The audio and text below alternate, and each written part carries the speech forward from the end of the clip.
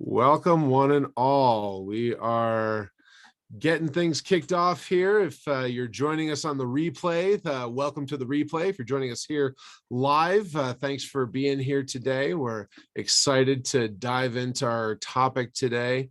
We're just kind of getting everything set up, getting all the live on Facebook and all the recordings and all those different things ready to roll here. So and just letting people join in as they come along here in the next probably minute or so, and then we will be kicking off. So I hope all is well with everybody, and that we're ready to dive into a bit of a conversation here about how to finish the year off strong. This is always an interesting conversation, always an interesting point as we kind of dive into this. We've had some of these conversations in the past, and they've always been very productive and interesting, if nothing else, right?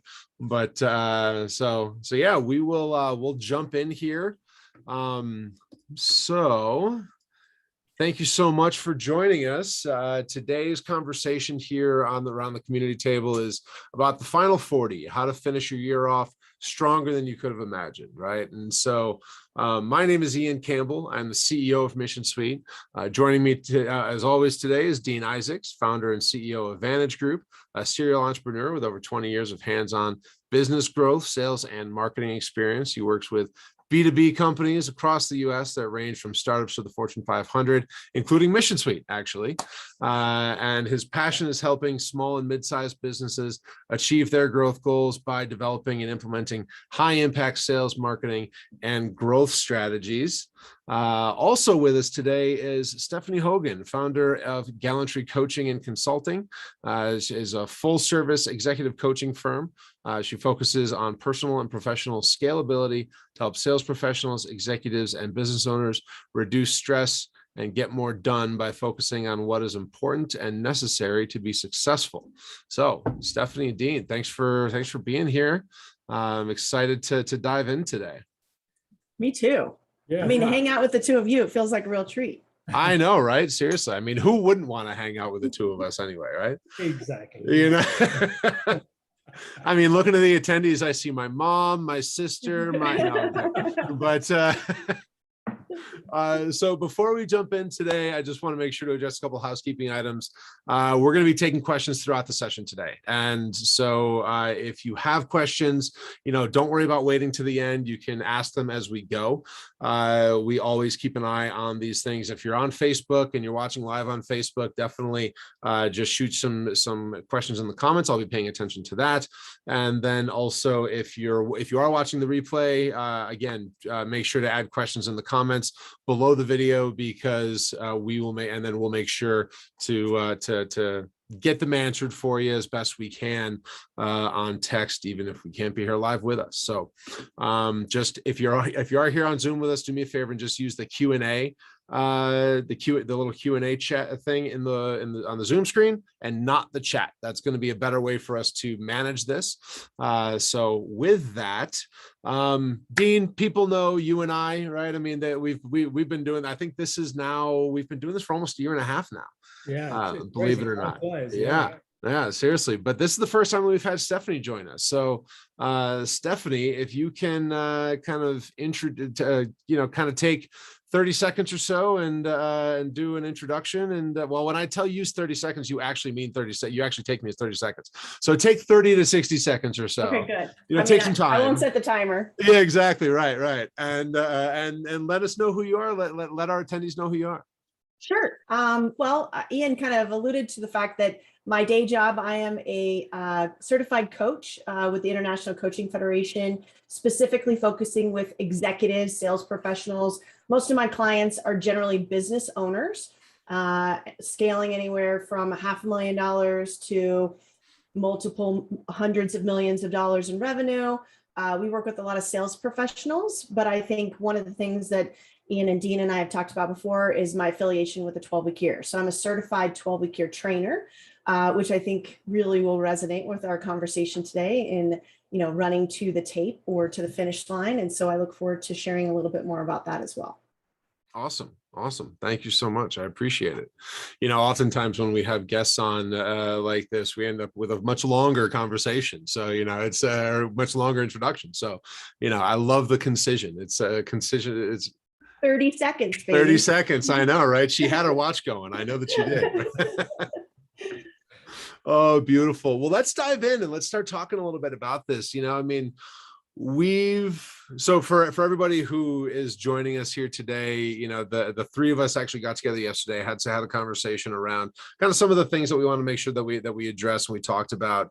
And Dean, something that you and I have talked about any number of times is that January 1st is this kind of like, this thing that we have in our mind, right? And it's always kind of this like, oh, I just got to get it to the end of the year, right? Where, whether or not things actually change at the end of the year, or more importantly, at the beginning of the new year, there's, may or may not be true, right? So I'm curious, like, when we're thinking about year end and thinking about all this stuff, why should we be focusing on, and Stephanie, I'm sure you've got a particular perspective on this given your 12-week cycles, but why should we be focusing on January 1 as kind of the key thing, our kind of key end date for well, not just for the calendar year, but just for what we're trying to get done here? Yeah, it's funny. There's this mystical thing that happens when the clock ticks from one year to the next, right? It's the golden ring, right? There's something about it that I do think that there's this psychological thing that happens. So December can feel like, or even the fourth quarter could feel heavy and it's a drudge, and maybe you're in a bit of burnout and you're trying to just get through. And for some reason you hit January and it can feel like refreshed, and there's optimism and there's energy in the air and that kind of stuff. So there's a lot of psychology that goes with that. I think that the purpose of today, I think, is thinking about what can we do with what we've got left, and how can we set ourselves up for success in 2022. I know the topic of today's session is the final 40, right? Final 40 days. And I was looking at my calendar before we hopped on this morning, and I'm like, how many days do I actually have? Because 40 is like, that's the number of business days. But when I looked, I'm going to be out of town a little bit next week, and of course you've got the holidays and all this other stuff. I've got 32 business days left in the year, not 40. I've got 32, which is a significant. That's 20%, 25% less than I thought I had. So out of those 32 days, how many of those days, Stephanie, you mentioned this also. How many of those days are already booked out? Right? They're already spoken for. You can't move them. Probably 5 or 6, maybe more. So before you know it, you've really got a couple of business working weeks left. So all of a sudden that puts everything into clear focus. Like, all right, it's not a case of getting through the rest of the year. It's a case of getting the most out of it, which doesn't mean you have to work yourself to death either, right? I think mental health and mental well-being is such an important thing that sometimes as business owners, we put our mental health and our physical health second to the business. And I think hopefully in the last couple of years, we've been able to refocus on where we should be spending our time and energy. But nonetheless, the story here is there's a finite amount of time left before this mystical thing happens and we go into 2022. So hopefully today we'll be able to give our attendees 2 or 3 really actionable takeaways that they can go do. Yeah, absolutely. And Stephanie, I'm curious from your perspective too, right? Because I mean, I know you've like one of the big focus of the 12-week year is breaking the year up into basically 4 big chunks, right? And so with that, from that perspective, why is year end such an important thing? Well, I mean, artificially, we've created, obviously the world and society supports that we've put this line in the sand, so to speak. But back to Dean's point, it doesn't have to be December 31st. For some of us who've made the decision that we're going to take some time off at the end of the year, or have a 12-week cycle, if you will, that's not necessarily coinciding with a quarter per se. It's really about what's the activity that is going to occur between now and when we hit that finish line, artificial or not. Dean made a comment. I know when my line in the sand is. I happen to have 2 more business days than Dean, but like he alluded to, there's some things that are already booked on the calendar. So I think knowing when that timeline is and being able to create a plan that you can execute towards it, it's really interesting. Michael Lennington and I have had a lot of conversations. He's the co-author of the 12-week year about the concept. And when we were in the midst of COVID, 12 weeks was like 100 years, right? I mean, think about last summer, if you were talking about 12 weeks, that was like a whole lifetime away. And so the concepts and the philosophies around the 12-week, it doesn't have to be 12 weeks. It's really about how are you going to execute the period of time that you have. If that's 3 weeks, if it's 6 weeks, if it's 90 days, or in our case, in our conversation today, 40 days, what is the activity that's going to take place, and how are you going to schedule that in your calendar to make sure it gets executed on? You've heard me say this before, what gets scheduled gets done. Mm-hmm. Yeah, and I happen to be the exception that proves that rule myself. But for most people, absolutely, absolutely. But so I'm curious. Is there a benefit to creating these constructs and creating these kind of time constraints around us? Oh, sure. Well, I mean, think about it. If you were to look at the 12 months of the year, okay, and we were to analyze, in fact, Dean, and I'm sure Ian, based on your business as well, we've all seen companies that kind of go through seasonality, but we very rarely see that they have even numbers throughout the 12 months of the year. Now, sure, if you are a landscaping company, or if you're selling something that's hot around Christmas time, those may be times that we're going to see peaks. But to be perfectly honest, in most organizations, we're going to see big peaks in the last 3 months. And the reason why we're going to see those peaks is because we've created this sense of urgency for ourselves around that period of time.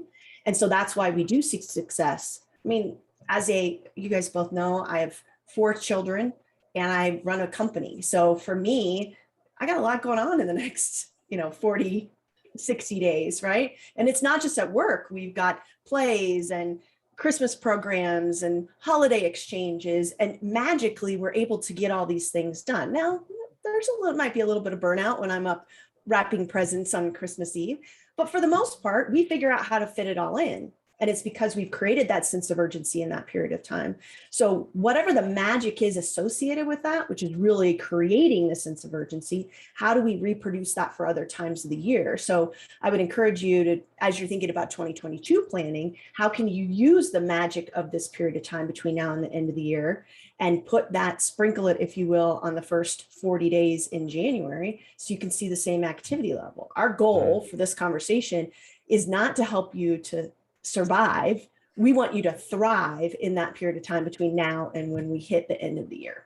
Yeah, absolutely.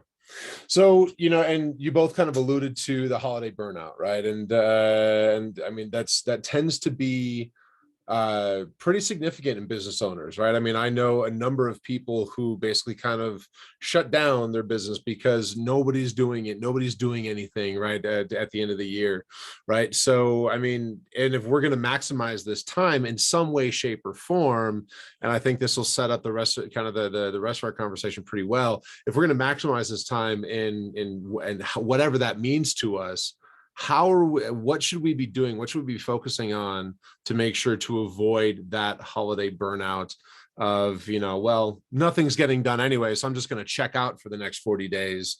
And then, or maybe, I'll spend the next 2 weeks before Thanksgiving.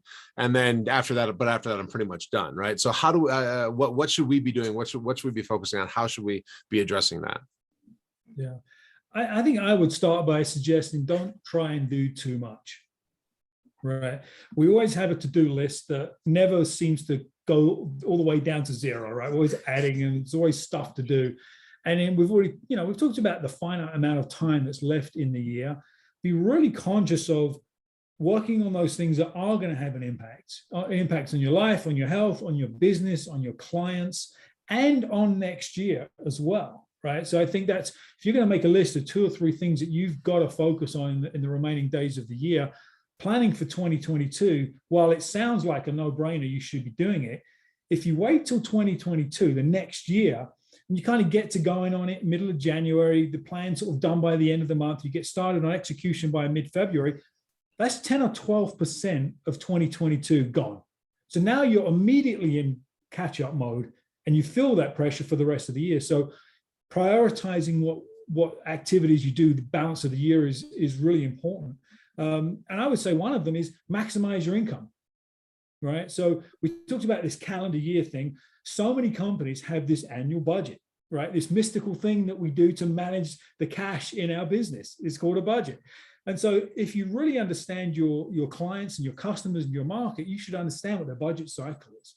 And if they're on a kind of a use it or lose it budget cycle, this could be a big revenue opportunity for you to be able to reach out to them and see how you can help them spend their money with you, because they know if they don't spend it and they've got surplus cash at the end of the year, there's a good chance that won't be included in next year's budget. Somehow the boss will say, you got away with 10% less this year. Guess what you're going to get next year? You're going to get 90% of that budget. So they want to spend the money.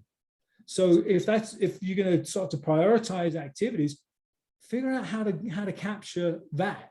And if they're on an annual cycle budget and they've already spent all their money, be in position to be budgeted for next year. Have the conversations about their 22 budget. You may already be behind the curve on that, quite honestly, depending on the way they budget and how far ahead they are. But I think maximizing your revenue is got to be a key for the rest of the year, and it doesn't have to be difficult. A lot of clients just they need to spend the money, so make it easy for them. Yeah, absolutely. Stephanie, you during our conversation yesterday, you brought up the idea of the focus compass, and as kind of a methodology to use to kind of make those to define those priorities, right? That Dean was just talking about, right? And so I'm curious if you could kind of dive into that a little bit and kind of discuss that. Yeah, I think so. Going back to the 12-week year, this is not necessarily the time that you're going to like read the book and implement it between now and the end of the year. So we talked. I've got 3 days to read and then another 37 to implement. What are you talking about? There you go. I mean, it'll be fine. Just read it this weekend. You'll be fine. Exactly. But right. I think it's if you're trying to find something that's very simple to execute on whatever it is that you need to be working on.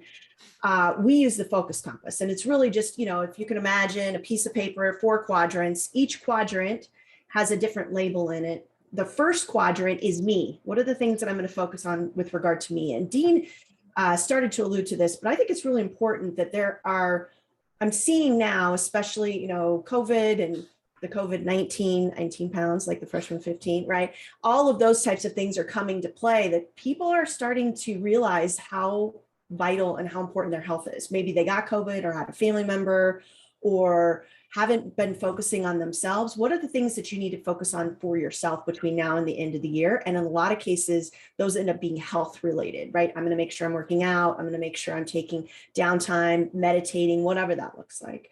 The second quadrant is for those people around you. So, your 1 degree of separation, the people in your household. How are you going to manage your relationship with your significant other, or, making sure that your kids, that they're okay. I have to tell you, I mean, obviously Children's Hospital announced that we had a statewide state of emergency as a result of mental health for kids. I was on a meeting last night, and I can tell you every single person that was on there was a parent, and every one of them talked about the mental health of their children and what a challenge that has been. And so what are we going to do as far as our focus between now and the end of the year to help to make sure that our family members are okay too? Because I think we've seen a lot of this. It doesn't matter what you focus on in your business. If things aren't right with your health, or things aren't right with the people around you, if the wheels come off the bus, the business has to go by the wayside and you have to focus on other things. So if we're maintaining those things, then we can actually really dedicate the time to the third quadrant, which is our business, right? What is it that we need to be talking about or working on? Dean alluded to one example, which is if you're going to be going after some of your clients to identify either do they have any budget left, or how do you become number 1 next year? Maybe that is a tactic that you're going to take as far as connecting with growing your business or taking advantage of that last few months of the year. And the last quadrant is kind of loose. It depends on if you have something personally or professionally that you're working on. I have a lot of clients who are working on continuing education right now. So that's an area that they focus on. Or some individuals are on a board for a nonprofit organization. So using that as a quadrant that is flexible based on the things that are most interesting to you. But of those 4 quadrants, we really only want to focus on 1 or maybe 2, better 1 than 2. But we only want to focus on a couple of things, because you can't do everything. If you are focused on everything, that defeats the purpose of the definition of focus, right? We're looking at everything, we're not focused on anything. So instead of taking that shotgun approach, how are we taking that, rifle laser focus between now and the end of the year? Because if you're focused on everything, you're not going to move the needle like you want to. So focus on those few things that will make an impact. And in some cases, even like your health, you'll see residual or a ripple effect in other parts of your world. Because if your health is good, then you're able to come to the office and be yourself. If you're focusing on revenue and you're getting some big wins, that's going to give you energy and be positive in other parts of your business. That's not to say that's all you're doing. Let's be clear. That's the thing you're most focused on. Mm-hmm. I think I want to say it was Alexander the Great that said to defend everything is to defend nothing. Right. And it sounds like that's kind of what you're alluding to here. Exactly. So, and I think you kind of touched on this a little bit, but I'm curious I want to kind of open this up a little bit more, expand on this, and I'm interested to hear from the both of you. How should we decide what that one or maybe two things, like I've got a wife and a child, right? So my, upper left quadrant is forced into two things, right? I mean, but that's an easy one, right? For personally speaking, I know that I have to work out more, right? That's an easy one. But for the business itself, how do we decide what that one or maybe two things is actually going to be? Dean, I'll let you go first. You're welcome. Yeah.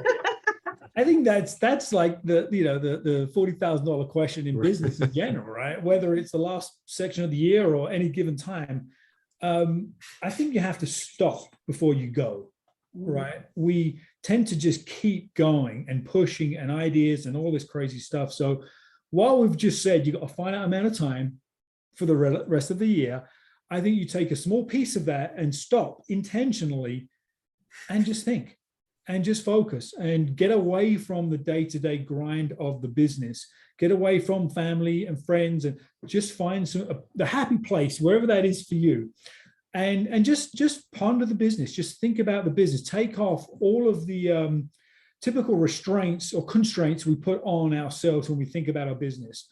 And just see what bubbles up, because that often is kind of your future vision.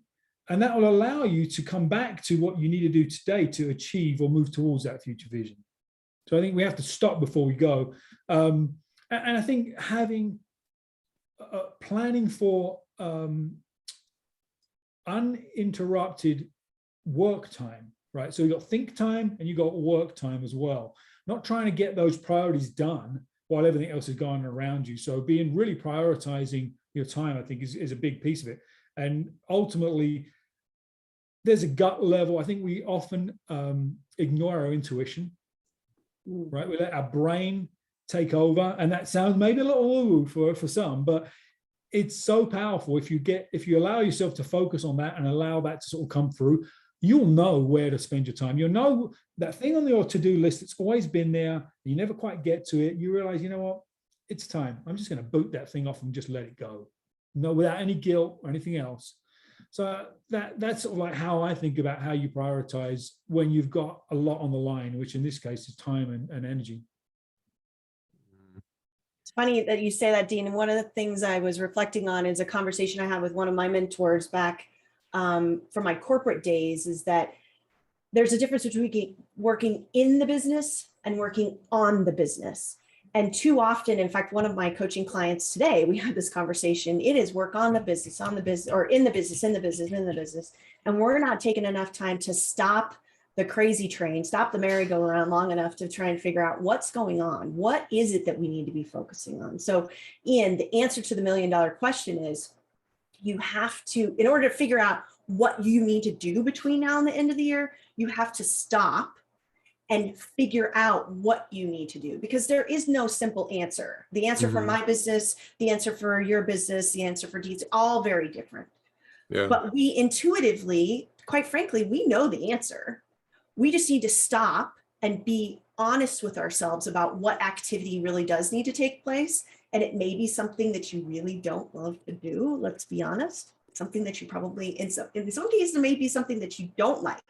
business owners, like, you're really good at making something, but business development maybe isn't that thing that you love to do, or you've got to make some hard phone calls to some folks to talk to them about price changes or whatever the case is.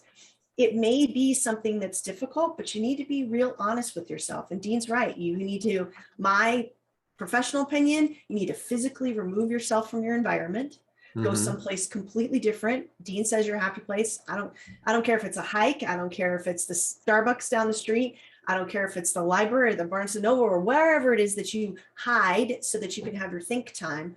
But turn off the electronic devices and spend that time really analyzing what needs to take place. Yeah. Which also speaks to another 12-week year concept is, what gets measured gets done. That whole concept of scorekeeping, we talked a little bit about this yesterday, but really making sure that you know what the numbers look like and going back and reviewing the tapes.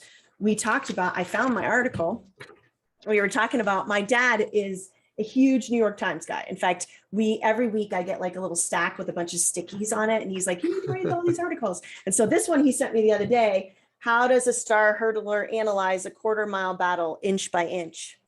And so seeing this really made me think about this conversation today, that the way that you're going to get really good or execute this year and next year is really breaking down your business and spending the time working on your business, analyzing those numbers, studying the tapes. David Goggins' book, Can't Hurt Me, I just finished that one, and they talk about in the military world, after action reports. Right? As soon as they do some type of drill or they're going in combat, there's a whole report that takes place and they're really analyzing what happened. If the military does it, they don't do it for naught. There's a reason. That's not a waste of time. But as business owners, so frequently we're just run. We need to stop and really create time for ourselves to be able to analyze and figure out what it is that we need to do and be honest with ourselves and just go do it. Yeah. I'd love to add a little bit to that, because you got me thinking. I think what we do is only as important as it relates to what we want. So I think we have to start with, what do we want to get? What do we want to achieve? What is the outcome we're trying to achieve in this finite amount of time? And that will also help inform us on what we want to do. So the hurdler example in that news article, right? They want to increase their speed, right, across that 110 meters. That's not the goal. What they want to achieve maybe is more efficiency over the hurdle. So that informs what they need to work on. Ultimately impacts their speed. So I would say that's part of that reflection for the rest of the year is, what do you want? If you have a revenue goal, and if that's still important for you to hit, that's going to inform the activities. If you're happy with where you're at, revenue-wise, profitability-wise, what are the other outcomes that you want to achieve? And that's going to affect where you spend your effort. Well, and Dean, too, if you've already hit those numbers, what are you doing to lay the groundwork for next year? You alluded to that earlier. I think, even thinking about going into next year, I work with a lot of financial advisors, 30 to 60 day cycle, 60 to 90 day cycle of what it is that we're seeing between the time that we meet with clients to time when the actual business is occurring. The work that you're doing today, that's what's going to really start to create your year for next year. So it may be, depending on your sales cycle, that it may not be necessarily running to the tape. It may be laying the pavers going into January 2022. Yep, absolutely. Mm-hmm. So, you kind of brought up the idea of just reviewing things, right? And kind of the after action reports and kind of reflecting and kind of studying the tapes as you were kind of putting it yesterday. So I wonder if you guys can kind of dive into that a little bit. Like, realistically, first of all, how much time, like how often, how frequently should we be doing something like this?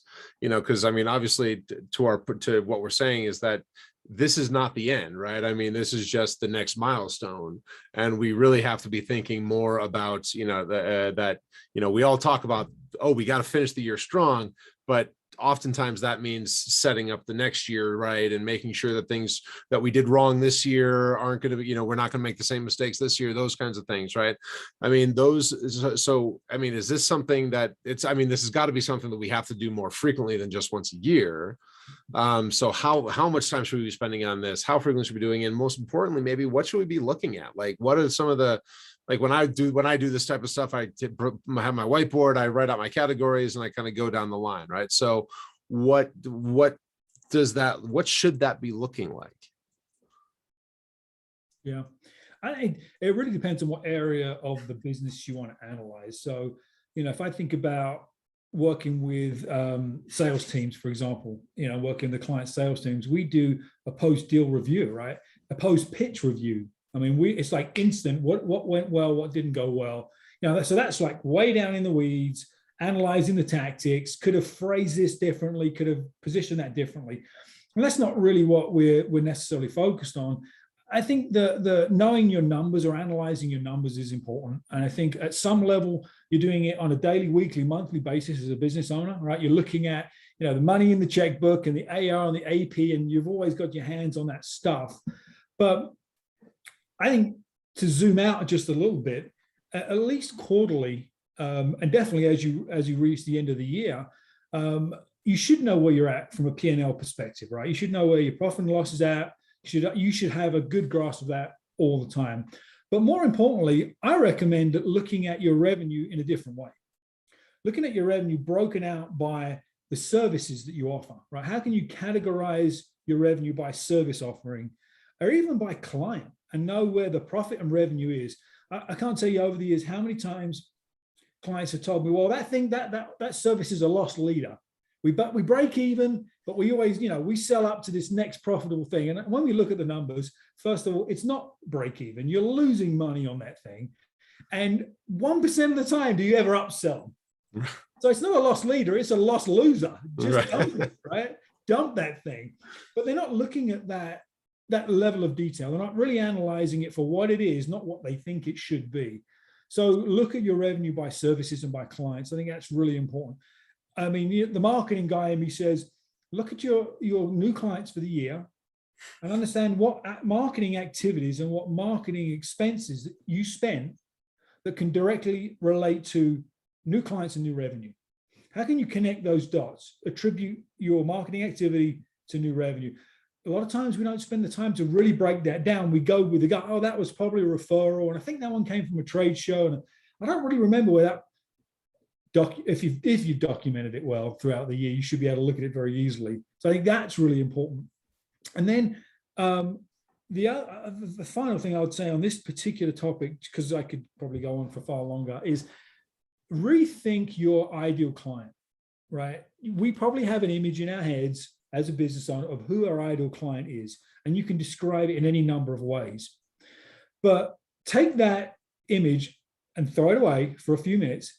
Look at your revenue and attribute your revenue and profits to the clients that you work with. And when you look at those most profitable clients, the profile of those companies, do they match who you believe this other fictitious profile is? A lot of times it's different. You have an image of who you think your ideal client is, but when you look at the numbers, it's a different type of business. So there's an opportunity there to sort of get some alignment and rectify that and move into the next year with more clarity. So I think those are some things, tactical things you can sort of start to analyze pretty quickly. Mm-hmm. Mm-hmm. So I'm going to steal a Deanism that he and I talked about the other day. Dean's like, what is that? What did I say? Yeah. You're in trouble now. It's having conversations with your current clients. Yeah. What is it that they appreciate about what you do? Why did they buy from you? And maybe that's going to even influence how it is that you're tackling marketing differently in the next year. I mean, product offering. I was talking to a gentleman earlier today. I have a teenage daughter. We bought a homecoming dress. I can tell you, if you talk to any mom of a teenage child, it was a disaster. I went to the mall. Do you know what I saw? Nothing. We needed shoes. Do you know what I found? Nothing. I ordered 7 dresses. They came, we played fashion show, and we picked the one and we sent everything else back. And I scrambled to find a pair of shoes.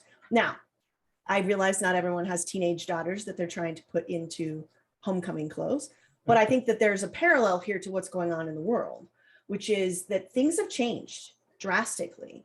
And so even in 2021, obviously 2020, complete change. 2021, a lot of change. 2022, how are you going to market? What is that going to look like? Have you analyzed it? To answer your question, as far as what you should be looking at during these conversations that you're having with yourself, it's very specific to your niche. If I'm a sales leader, I'm looking at different numbers than I am. If I'm a business owner versus I'm a department head, if I'm in a corporate space, those are all very different. I mean, net, we're trying to figure out what are your MBOs, right? And doing the analysis from there and really making sure that you have the right data that you have access to. Can you clarify the acronym? Major business objectives. So whatever it is whatever your goals are, the things that you're trying to achieve. I mean, the hope is, you asked this question earlier about what should we be focusing? My hope is that, considering the fact we're in fourth quarter, that you kind of already know what your targets are. Now, they may have shifted a little bit based on some changes, but for the most part, you're moving in a direction. Right now, we may need to slightly tweak that. Our hope is that you're not completely changing it. Maybe you are, because of some extenuating circumstances in the type of business that you do. But when you're looking at those numbers, you're crunching the numbers relative to your major business objectives, your goals, your focus on your organization and what your level is within that group. I mean, if you're a salesperson, you want to not only be able to look at your numbers, but you want to analyze, what's going on over there? Why is that guy so successful? And what am I missing out on? Right. I mean, even Ian, in your business, how do we use systems and processes, data that we already have access to? How are we setting up ourselves for success so that we can use automated systems? Are we still doing things manually that we should be doing automated? Right. So what you're looking at is going to be very specific to what your role is. The time that you should spend, or the frequency, in my opinion, is you should spend a half a day a month analyzing, and you should spend a full day a quarter. Now, you knew I was going to do this. It's the famous Stephanie move. Are you kidding me? I know, I had to. Sorry. If you've read this book, Profit First, Mike is very specific about how frequently and the time that you should be sitting down and doing your analysis for Profit First. Now, I'm going to go back to my comment that I made earlier, Ian. What gets scheduled gets done, with the exception, asterisk, Ian doesn't need it to be scheduled. Sure. So if you know that you want to do this on the days that Mike recommends, you better put it in your calendar today. And by the way, his dates are, in the middle of the week and sometimes on the weekend. So you might have to go back and move it from a Saturday to a Tuesday or something like that. Or maybe you make the decision you're going to do it the first and fourth Fridays of the month. Whatever that looks like, put it on the calendar now so that you could schedule your world around it. Because if you don't have that stuff on the calendar, things happen. And then all of a sudden you're scheduled up and, oh gosh, I haven't done my quarterly review. When am I going to, and then you've missed it. You've missed your opportunity. It's like a vacation, right? If you want to go on vacation, put it on the calendar, right? Schedule it, even if you haven't bought the plane ticket, because then you could schedule the things around it and you can actually go and enjoy your time and unplug. But we're just not spending enough time managing our calendars. I say this all the time, and this resonates. We spend more time trying to figure out what we're going to buy at the grocery store than we do analyzing how we're going to spend our next week. Think about that for a second. And my question to you is, what is your most valuable resource? And let me give you a hint. It is not money. It is time, all day long and twice on Sunday. So if that's the case, how are you, no pun intended, if that's the case, how are you analyzing where it is that you're spending your time? And back to the MBOs, is the time that you're spending, even back to our conversation today, between now and the end of the year, how does the time that you're spending, what you're scheduling, relevant to your MBOs of what it is that you're actually trying to achieve? Because if those numbers don't correlate, you've got a problem that you need to fix. Yeah. Yeah. So Ian, before we move on, Stephanie brought it up because she and I talked about it the other day, this whole concept of talking to your clients, and anybody that knows me, I say this a lot. What a concept, right? The Deanism. I would say if you're going to do that, I think that there are some really easy questions that you can ask that could have a huge impact. So I think the first is asking questions around what's changed in their business over the last 18 months or 2 years. Just a big open-ended question like that. What's changed? They will probably talk at you for as much time as you have. And the beauty of that is that you start to get insights into their world. you are positioned by extension as a thought leader, a confidant, a friend. You're building a relationship by asking that kind of question. And you're not asking it so you can learn how you can sell more stuff to them. That's not the intent here. The intent is really ask questions to learn and listen. So what has changed in their business? I think another question is, what are your plans for next year? Again, easy, short question, then shut up and let them respond. And those two questions will give you so much information that you can use for their benefit as well as your own. And then the third is, what can I do to help? And that isn't about how can I sell you more stuff. It's really about how can I introduce you to other people? How can I share more information? How can I reach back into my bookshelf and show a book that you need to read? That's about relationship building, right?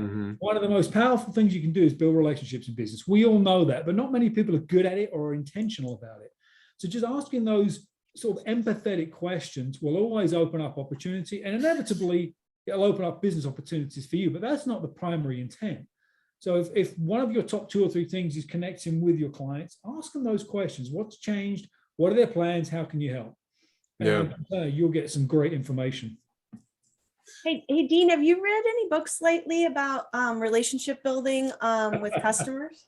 Well, there is this book that this lady I know called Stephanie told me to read, and I did. It's called Mr. Schmooze. And I would say, if you're interested in building relationships with your customers and your network, go grab Mr. Schmooze. It's a really good one. It's a fun book, short book. It is fun, it's short, but it's great. There's some really good nuggets in there. I love it. I love it. You know, it's interesting because you bring up the Stephanie earlier. You brought up the concept, the idea that, you know, over the past year and a half, and Dean, you kind of mentioned this too, that 2020 in particular was just insane, right? I mean, it was something that nobody could have expected, and I feel, and which is very true, but I feel like we had the same conversations in 2009, 2010. And then again, had the same conversations in 2000, 2001. And I feel like this is something that we kind of go through every 10 years or so. And it almost feels like and this just might be a little just crazy, but I mean, it almost feels like it's a reset in the relationship building opportunities that it does afford us that, right? Because I mean, I remember during the Great Recession, everybody kept saying, well, you know, if this, you know, I never saw this coming in 2008. I was just barely able to survive in 2009. I started working to rebuild in 2010. If I'm still rebuilding in 2012, then I'm going to have a problem, right? And so all of these kinds of things. But, you know, when we get to this point in the year in particular, I feel like what I'm hearing from both of you is that there's especially after years like we've had this for the past 18 months to almost 2 years now, just like we had 10 years prior to that, and probably 10 years prior to that. I don't know, I was still in high school, but actually I was not yet in high school, but you know, I feel like what I'm hearing you guys say is that there's opportunity to take advantage of that almost and use it to almost to focus on being of service. We all talk about being of service, right? But this is a way that you can actually take the end of the year and find a lot of opportunity by truly trying to serve. Yeah, it's funny, you know, you going through that description, it kind of got me thinking a little bit that there's always this cycle of opportunity. Right. And the opportunity to serve and to understand your market and to adapt your business should be a constant. But I think we get sometimes stuck in the rut of doing what we've always done and hoping that the world around us will adapt to us versus the other way around. And if you think about like Facebook, you know, 15 years ago, they didn't exist. Right. Right. It wasn't a business. It wasn't a thing. Social media didn't really exist in the form that is today 15 years ago. How many businesses have made, if you take Facebook out of the equation, if you just think about the services, the service businesses and the platforms and the applications that support that industry that didn't exist 15 years ago, it's incredible, right? There's more business now being created so quickly. And so when I think about these cycles, these decade-long sort of like cycles in business, we get the opportunity to reinvent ourselves and our businesses as quickly and as frequently as we like. And coming out of this particular cycle, the work from home factor has changed a lot. Is an opportunity in your business to not just embrace work from home from your employees, but leverage that concept. Where are the needs in the marketplace that are going to come up because of that? What about the great transition in employees, the great resignation? We have all seen the numbers. When there's change, there's opportunity. So I think don't look at it as this sort of thing we've got to get through. I think it's all about perspective. I tell my kids, and I've told them for years, the biological reaction of fear and excitement is basically the same thing. It's how we perceive it. It's that reporter on the Olympic start line, they say to the sprinters, how do you feel? Not one of them says, I'm afraid. They all say, I'm excited. And so it's perception. So we can get to perceive the world however we want. So I think that now is a perfect time to look at the next year or two or three and see how your business should adapt or evolve or completely change based on how the world is evolving around us.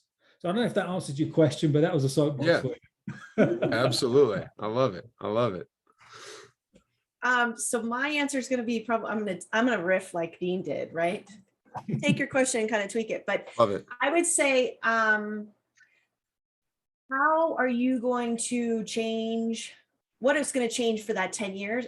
I would say some of the things that we've gotten away from, which Dean kind of alluded to, using Facebook and electronic means to connect with people is great. But I'm going to throw in Mr. Smooth. The personal relationships that we have with other people, I want to do business with people who I know and who I have a relationship with. I can tell you that most of my clients, I know a lot about them. I know where they live. I know how many kids they have. I know where they went on their last vacation. What kind of personal relationship do we have with the stakeholders around us? And I don't just mean our clients and our customers. I mean people who refer us on a regular basis. I mean people who are in our supply chain. I mean people who we are working with in our building. If we have employees or team members or partners, what's our relationship like with those folks? I want to work with people that I like and that I know. And if you haven't taken the time, this is the opportunity to get to know those folks around you. Because another book I could pull out for you, The Defining Decade, which Dean and I actually talked about not too long ago. Great book. If you have 20 somethings, The Defining Decade talks about what happens in your 20s really change the trajectory of where it is that you're headed in the future. Obviously not completely relevant for today, but something to keep in mind for those of you who have like high teens or 20-year-olds. There's a chapter in that book that talks about the power of loose connections and having connections with people, period. People don't want to just have a connection with an app. They really want to hear from you. So if you want to call and find out how things are going and ask these questions, what's changed in your business in the last couple of years? What are your plans for next year? You know what, Ian? I'm just going to call and check in. I don't have to have a reason. Yep. I can just call and say hi. And you would be shocked. I met with a woman earlier today who was considered for me a center of influence, referred me some clients. I got on the phone first thing. I didn't even say hello. And she's like, let me tell you 2 people I need to introduce you to right now. Now I have a really great relationship with this individual, but how are we establishing relationships with these folks so that we can, exactly, Todd, marketing 101. Unfortunately, we're getting away from it. We're getting away from personal relationships and letting technology take over. It's not supposed to take over. It's supposed to supplement our relationships with folks. And so how do we use that as a tool in our toolbox, not as a primary methodology of how it is that we're trying to garner business or to build relationships with our clients? Yeah. Mm-hmm. Mm-hmm. Just look at your LinkedIn inbox and you'll see that it's overwhelming garbage of just like people using the tool to reach out with the only reason is selfishness. They want to sell you something, right? There's no desire to build a relationship. And the few that do stand out. And they're the ones you want to follow up with and have a conversation with. But 99% of it is garbage. So it's well said. Well said. You mean those people don't really want to learn more about me and my business? Well, they want to learn how they can pry those dollar bills out. Yeah, right, exactly. They want to learn how big your bank account is to find out how much they can siphon off. Yeah. Especially those that want to sell you CRM or marketing automation suites, right? Right. Yeah, right. Exactly. Exactly. Yeah. Wait, I want to respond to Todd's comment really quick. There's a book I know Todd's going to be shocked to hear me say this.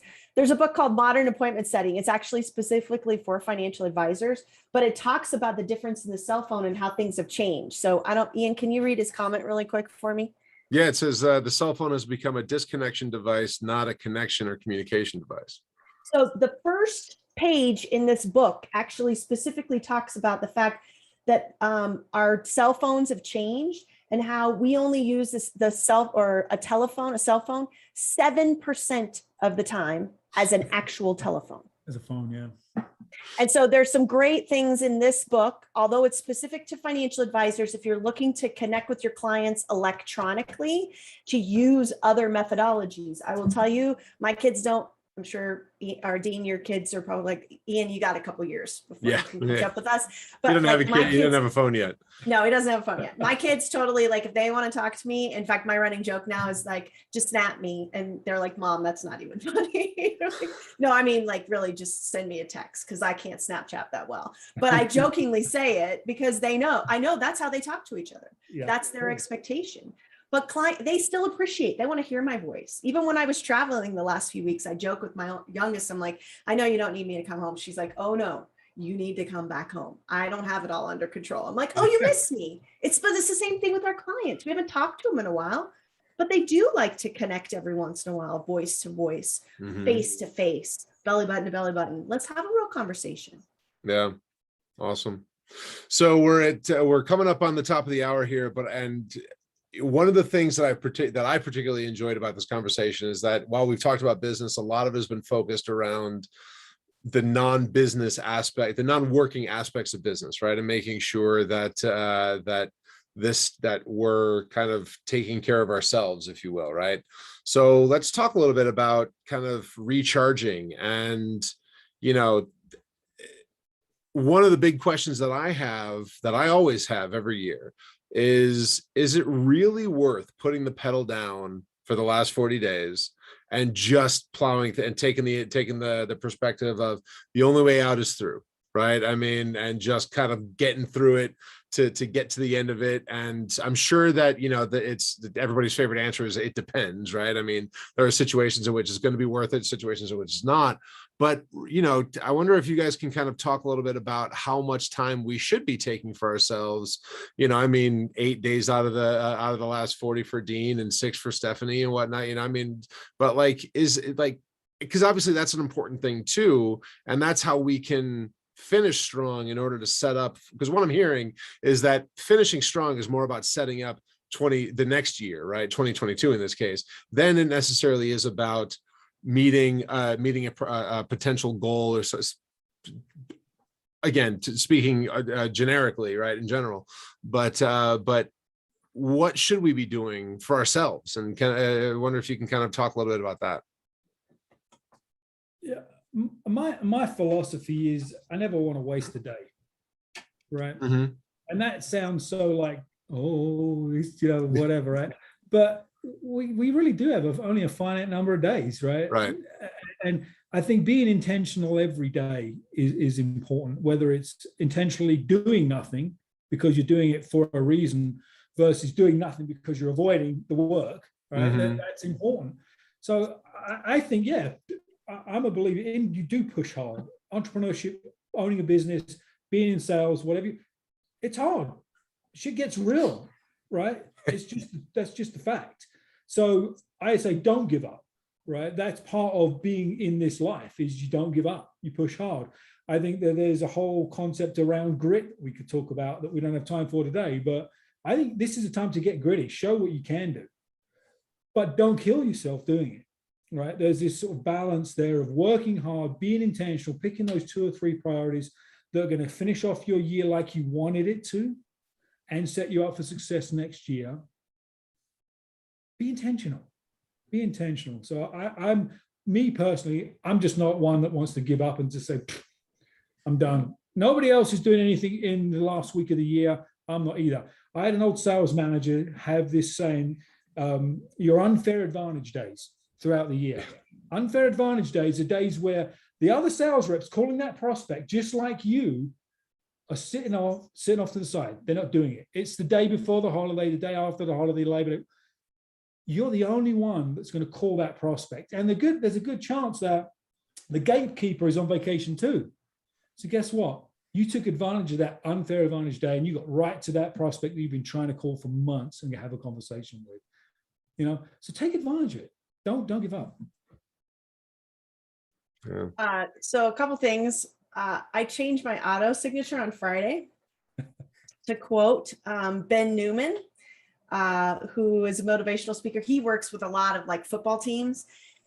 And his quote is, "Champions create distance on Fridays." And while we're not in a position, we're not talking about Fridays per se, I think it's the same concept. One of the 3 principles of the 12-week year is greatness in the moment. Like, what are you doing right now? Like, you get to make a decision right this second. Are you going to goof around on social media? Are you going to go chit chat at the water cooler? Or are you going to make that tough phone call that you've been avoiding, right? Eat that frog, right? What are the things that you're going to do specifically in this moment? And they don't have to be huge. They could be very small things that don't take a lot of time, but you need to make sure that you're getting them done. And to Dean's point, we do. This is like carpe diem. Like, don't just say, I'm okay, game over, feet on the desk, kicking it up, I'm finished. We're not going to get it done, because there's always something. I remember one year I volunteered in corporate America to be the person who worked between Christmas and New Year's. And everybody's like, "You're crazy." I'm like, nope, I had one project. I knew all year long that I wanted to write a proposal for something. And I spent that week being the manager on duty, but I wrote the proposal for that project. And on about January 15th, I got approved, right? I created that time for myself that I knew no one else would be in the office, that I could work on some project and no one would bother me. I have some time, which, to be honest, now that I'm saying that out loud, a couple of my days that I'm not working are actually going to be on some projects similar to that this next year or through the end of the year. And so my number's probably higher, Ina. I probably am closer to the 40 number, but we'll keep that between us kids. Exactly. Right. Nobody needs to know that you're actually in the office. That's right. Right. Just between us. The Right. other thing that I would say too is you may not realize this, but the 12-week year is actually 13 weeks. If you've read this book, you will find out it's 13. Guess what we do in the 13th week? We rest. Right. We rest. We review, we reflect, we refocus, and we renew our commitment to what it is that's going on next time. So to Dean's point, if you're going to run, you know what? Run to the finish line, sprint, but make sure that you have that time so that you can actually really relax. Not like I'm going to run to the finish line and then have dinner for 35 people and then entertain my in-laws and then have people spend the night for 2 weeks. Like, really schedule the time to check out and relax, whatever that looks like for you, watching movies or hanging out with the family or just going to the mountains or skiing, whatever the thing is, schedule the time so that you can relax at the end of the year. Awesome. Well, thank you so much. We're at 2:58. So the last question I like to end on here is, and Stephanie, I'll start with you. You could leave the people watching here with one piece of advice, one thing that you want them to walk away with. What would that be? Oh my gosh. No pressure. Don't you love this question? So why didn't somebody say this yesterday? I would have had a great one. Now I got to come off the cuff, although there's a lot of them. One piece of advice relative to the finish in 40 days.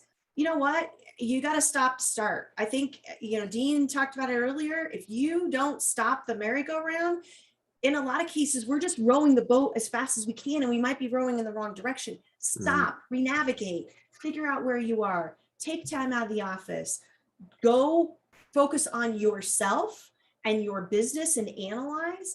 Don't just keep trying to hammer through, because you'll find that you're wasting a lot of energy and effort. Whereas if you just would have taken a hot second to figure out what was going on around you, you could be even more efficient and effective.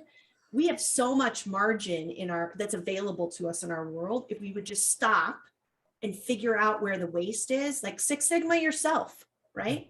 And if you did that for a hot second, you would find there's a lot of margin, and then you can decide what you want to do with it. Are you going to reinvest it in your business? Are you going to invest on your family, or are you invest in yourself? Awesome. Dean, what about you? Take this time to reconnect. Yeah. Reconnect with people that you just haven't, whether it's family, friends, business partners, whoever it is in your world. Take this time to reconnect. People have are making the time to do that unintentionally, but you can do it intentionally. Mhm. That will pay dividends. Nice. Excellent. Well, with that, we're going to wrap up for today. Thank you both so much for being here, Dean, Stephanie. This has been it's been a great conversation. To everybody who's watching on Facebook, on Zoom, on the recording, thank you for being here. If you have questions that you want to ask our panelists but didn't get a chance to, drop them in the comments, and we'll make sure to try and get those answered. And with that, we will see you next month. Thanks again. Talk to y'all soon. Thanks, guys. See you soon. Bye.